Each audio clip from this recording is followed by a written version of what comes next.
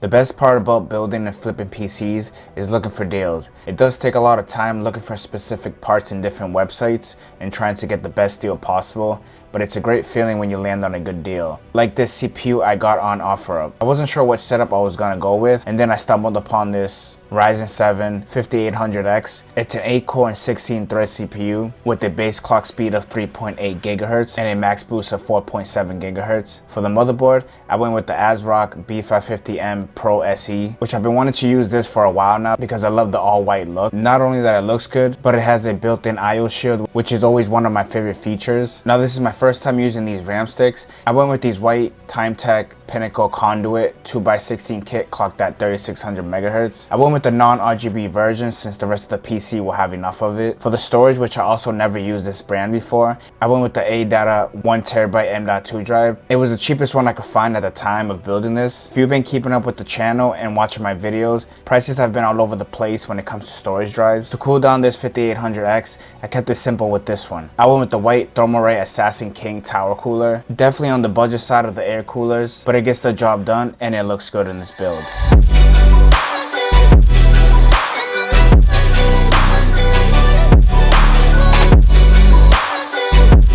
This Apivia Phenon is the perfect budget micro ATX PC case. Not only it's a great looking case, it comes with 3 120mm ARGB fans pre-installed, 2 in the front and 1 in the back. I also like the glass front and how you can still see the inside of the PC. Now this was completely random, but I decided to add this custom Deadpool, Marvel, comic book style vinyl to the side of the PC case. I just like making my PC flips stand out and giving them some character, which can easily be taken off if the buyer prefers not to have it. Let me know down in the comments if you would want to keep the design or take it off. For the power supply, I originally bought this MSI Mag 650 watt, but with this case, it's already tight enough. So of course, I went with my usual Apivia Galaxy 650 watt, since it's semi-modular to get rid of all the unnecessary wiring and save some space, especially since I'm adding some white Asia Horse cable extensions to tie in with the rest of the aesthetics of the build. Now for the graphics card, which I've been doing a lot of builds with, is a MSI RTX 3070. I've been able to get these used between $250 and $280. I wouldn't pay more than $300. I'll have a breakdown on the parts and the prices that I paid for and what you should pay towards the end of the video. I'll have all the links in the description if you want to build a similar PC.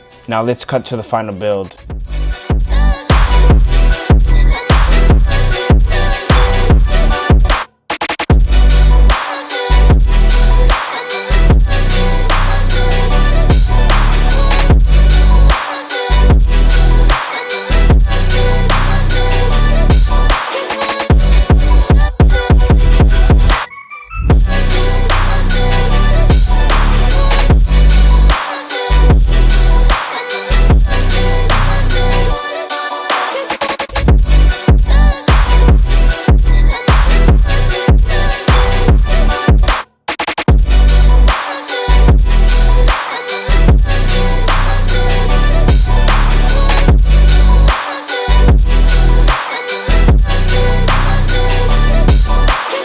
Now let's get into some benchmarks. If you remember from my last video, I explained how I usually post the PCs up for sale as soon as I finish stress testing. Then I do my benchmarks and get all my gameplay recordings. But again, the PC sold sooner than I thought, just like the last build. So I was only able to get 2 gameplay recordings. I tested some Fortnite on low to medium settings and I was able to get 280 FPS average, which is pretty similar to the last build I did with the 11700K. You can check out that video after if you prefer Intel builds.